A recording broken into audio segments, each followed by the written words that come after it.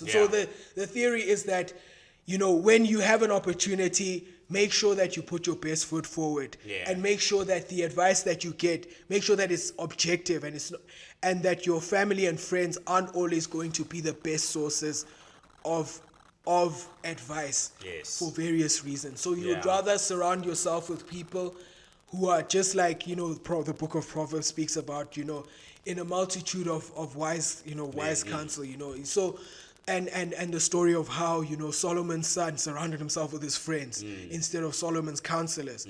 And the kingdom ended up being split in two because of poor advice. And this is one of those issues that make sure that the people who advise you, even if they are people who are interested in your success. I mean, obviously his dad wants him to succeed. But now his lack of objectivity, because it's like, you're my son. My son is the best. Everybody thinks their child is the best at everything. So there is a lack of objectivity there. And that ended up costing Shedeur a lot more and putting him on the back foot. He'll obviously, I back him to win the battle to start at training camp. But the risk has become exponentially higher when you could have avoided that by having people advise you properly. He didn't have an agent as well throughout this. And an agent would have told you, no, go do this, go do that, go do this. Whereas now you don't have the agent to go and tell you all of these things.